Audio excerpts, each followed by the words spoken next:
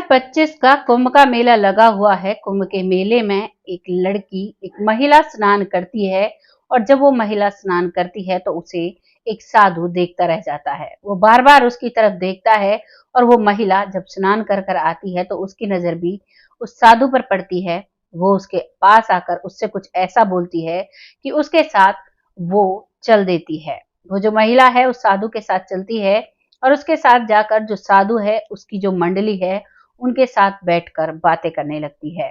ऐसा क्या हुआ था कि एक महिला साधु के साथ चल देती है। साधु उसे देखता है, मुस्कुराता है, फिर भी वो ऐतराज नहीं करती। आइए जानते हैं इस कहानी को, क्या है ये पूरी कहानी।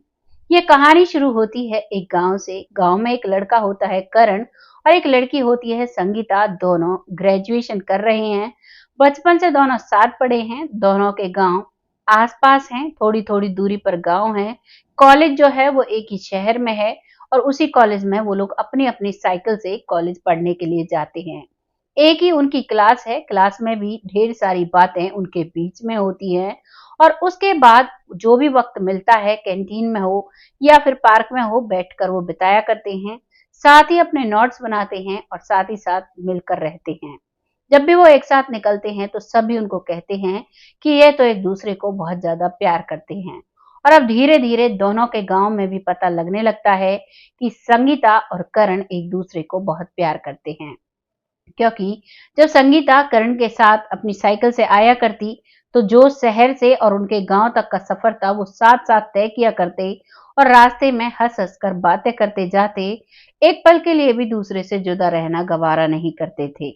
लगातार यही सिलसिला चल रहा था। गांव वालों को सबको पता होती है और जब उनकी ग्रेजुएशन कंप्लीट हो जाती है तो दोनों एक दूसरे से बात करते हैं और कहते हैं क्यों ना मम्मी पापा से बात की जाए और शादी कर ली जाए। इसी बात पर जो संगीता है उसके माता पिता शादी के लिए राजी हो जाते हैं, लेकिन जो करण है उसके माता पिता शादी के लिए राजी नहीं होते हैं।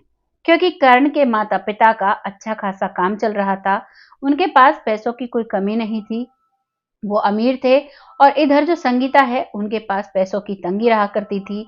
वो एक मिडिल क्लास फैमिली से बिलोंग करती थी। तो इसी बात को लेकर अब जो लड़के वाले हैं वो लड़की को पसंद नहीं करते हैं। कहते हैं उनके पास न देने के लिए दहेज है, ना ही कुछ ऐसा है कि किस ब्याह पर हम उनसे शादी करवाएं अपने बेटे की उस लड़की से।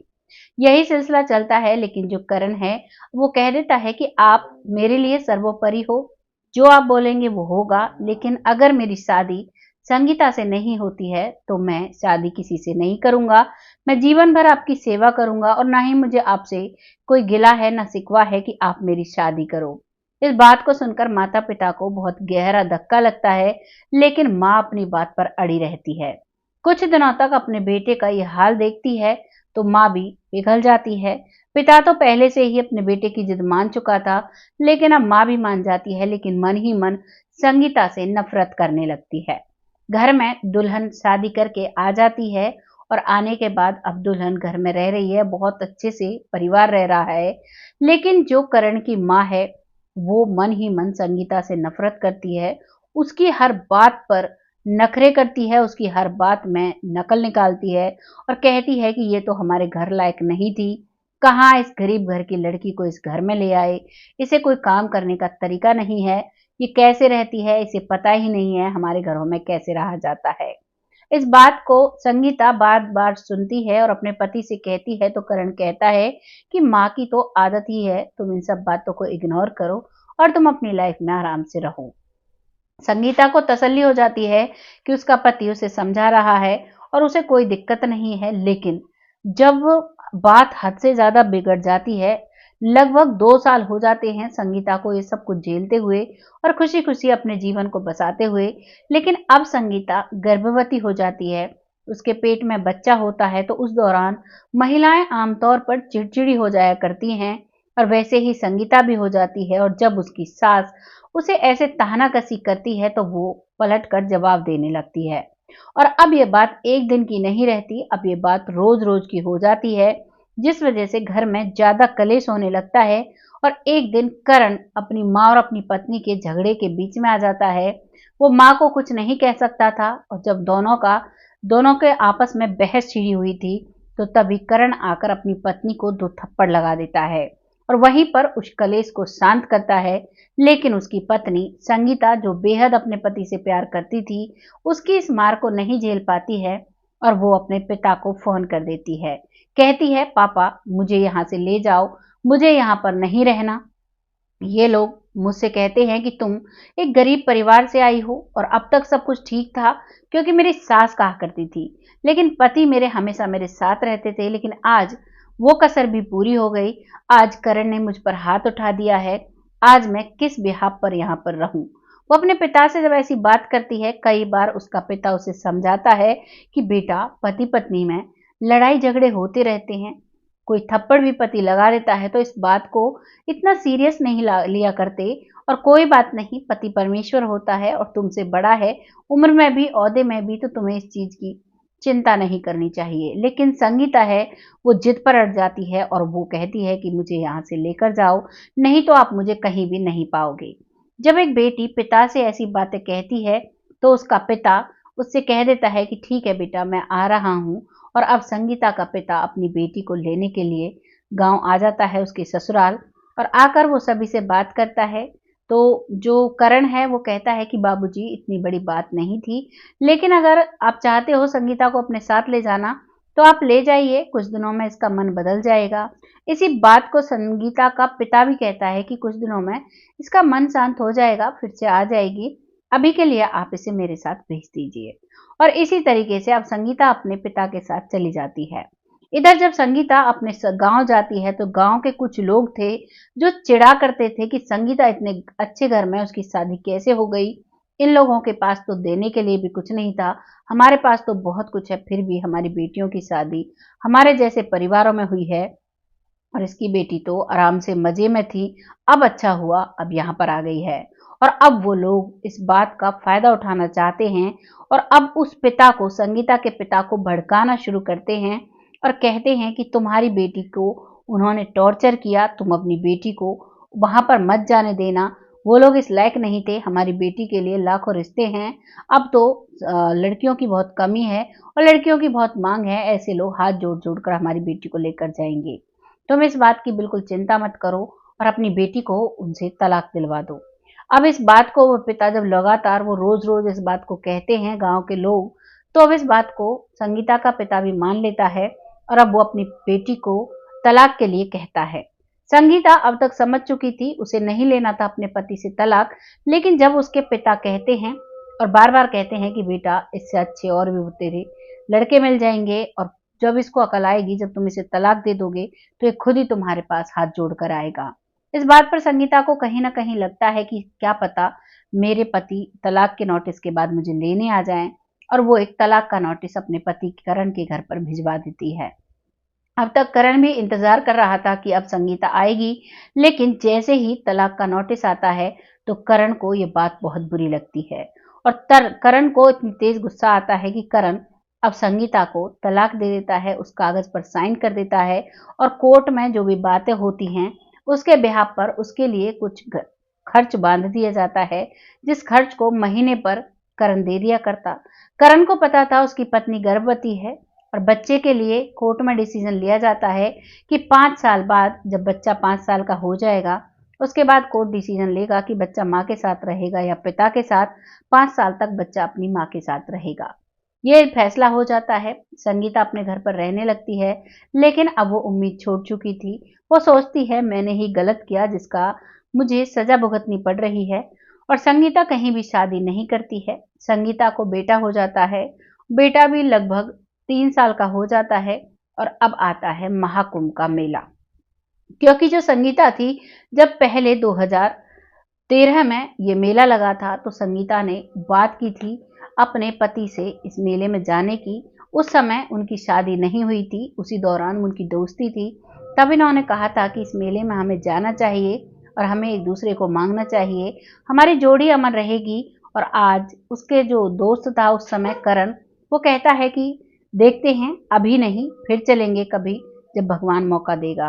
और अब ये मौका दोबारा से आता है, लेकिन संगीता के साथ उसका जीवन साथी नहीं होता है और वो सोचती है कि कुछ भी हो, मैं मेले में जरूर जाऊंगी। और उसके गांव से एक ट्रक जा रहा था प्रयागराज मेले के लिए और वो अपने माता पिता से कहकर उस ट्रक में जाने के लिए तैयार हो जाती है।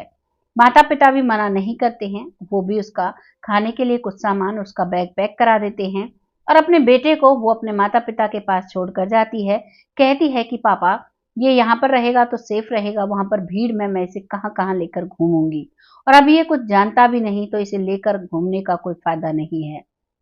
इस बात को माता पिता भी समझते हैं और माता पिता अपने धेते को अपने पास रखते हैं और वो मेले में आ जाती है। इधर जो करण था, जब उसकी पत्नी नहीं आती है तो वो अब साधुओं के साथ रहने लगता है, साधुओं की संगत करने लगता है, उन्हीं के साथ रहना, उन्हीं के जैसा वेशभूषा बना लेता है और कोई भी शादी नहीं करता है क्योंकि उसने सच्चा प्यार संगीता से किया था और अब संगीता उसकी लाइफ में नहीं रही थी तो वो अपने बाल तक नहीं कटवाता है। अब उसका भेष बिल्कुल साधुओं जैसा लगने लगता है। वो साधुओं की सेवा करता है, उनके लिए शाम को दूध लेकर जाता है, सुबह शाम के लिए भिक्षा लेकर जाता है अपने घर से और उनकी वहां पर पैर दबाया करता, सेवा किया करता और उनसे वहां पर ज्ञान लिया करता। बस इतनी सी बात थी कि उसने उनसे सिर्फ एक जो गुरु नाम होता है वो नाम नहीं लिया था और बाकी सब कुछ उसका रहन सहन सब कुछ साधुओं की तरह हो गया था। और अब जब ये कुंभ का मेला आता है तो उसे अपनी पत्नी की याद आती है कि वो मुझसे कहा करती थी कि मुझे कुंभ के मेले में जाना है और आज कुंभ का मेला आया है, चलो कोई नहीं, वो मेरे साथ नहीं है लेकिन उसके लिए मैं कुंभ के मेले में अवश्य जाऊंगा। और हमारे पूरे देश के साधु कुंभ के मेले में जाते हैं और जिनकी वो सेवा किया करता था वो टोली भी आज कुंभ के मेले में जाने के लिए तैयार है। यहाँ पर जो करण है वो कुंभ के मेले में जाने के लिए तैयार हो जाता है और अपने साथ कुछ सामान लेता है और उन्हीं साधुओं के साथ उन्हीं के जैसे वेशभूषा रखकर अब वो गांव से चल देते हैं। वो भी कुंभ के मेले में पहुंचते हैं। एक उन्होंने टेंट लगाकर तंबू बनाया हुआ था जिसमें वो पूरी मंडली रहा करती थी। सभी का चेला था करण, सभी की सेवा भाव किया करता था। वो किसी से भी ऐसा द्वेष नहीं किया करता था कि कोई उसका गुरु है या फिर कोई नहीं है, वो सभी का बराबर सम्मान किया करता था।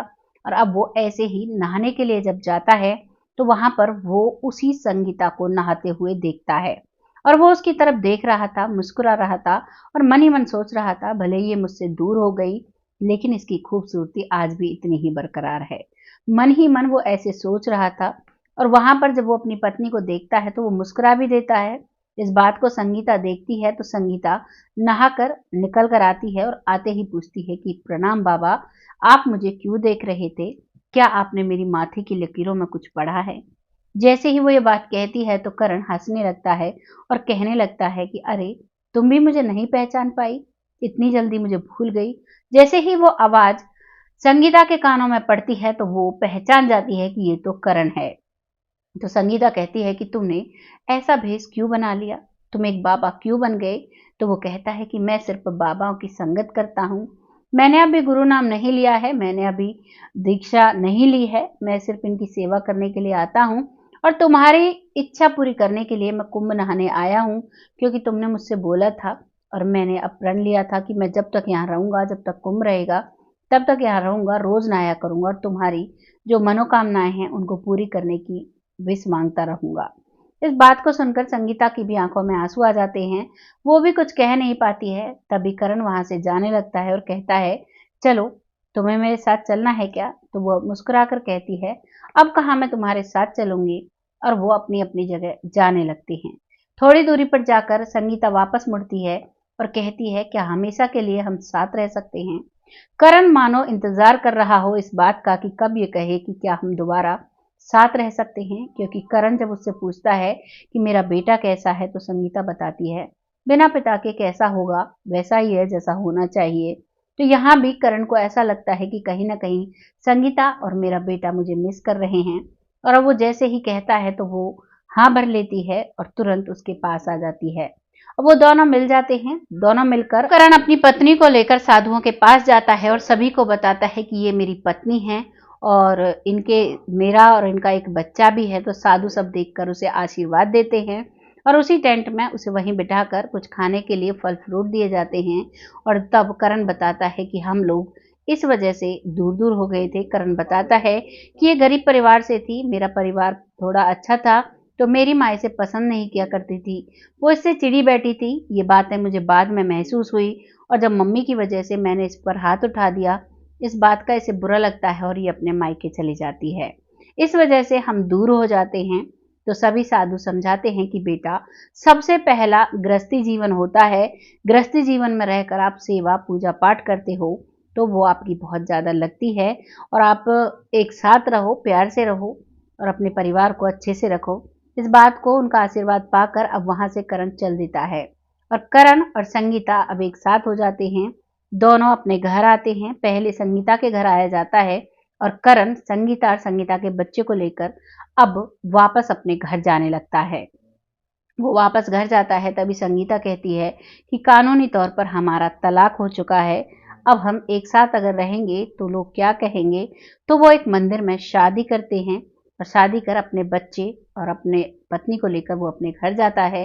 घर जाते ही देखता है तो उसकी माँ भी अपनी नई बहू का स्वागत करती है। वो उसे नई बहू का दर्जा देती है, कहती है कि बेटा, उस समय मेरी बुद्धि खराब थी, मुझे माफ कर दो, आगे से ऐसा कुछ नहीं होगा और हम माँ बेटी की तरह रहेंगे। वो भी कहती है कि माँ जी, आप माफी क्यों मांग रहे हो, मेरी भी गलती थी, छोटी छोटी बातों पर मैं भड़का करती थी, अब से ऐसा नहीं होगा। दोनों सास बहू एक दूसरे से माफी मांगते हैं और राजी खुशी अब उस परिवार में रहते हैं। अब उस परिवार में एक बहू थी, एक पोता था, एक सास थी, ससुर था और एक उसका पति था। बहुत राजी खुशी वो लोग रहते हैं। इस सभी को देखकर सब कहते हैं कि महाकुंभ की यही तो एक परिभाषा है, इसने बिछड़े हुए कई परिवारों को मिलाया है। जैसे संगीता का परिवार एकत्रित हो जाता है, वैसे ही सबका परिवार एकत्रित हो जाए। अगर किसी का अलग हुआ है तो इस दौरान वो समय चल रहा है, अपने परिवार को जोड़ने की कोशिश करें। इसीलिए इस कहानी को मैं लेकर आई हूँ। अगर आपको जरा भी अच्छी लगी है तो इसको एक लाइक और एक शेयर दीजिएगा और अपनी राय लोगों के साथ जरूर शेयर कीजिएगा, जिससे कि हमें मोटिवेशन मिल सके और हम ऐसी ही कहानी आपके सामने ला सकें। जल्द फिर से आती हूँ ऐसी ही किसी कहानी के साथ। तब तक खुश रहें, आबाद रहें, अपना और अपने परिवार का ध्यान रखें। जय हिंद, जय भारत।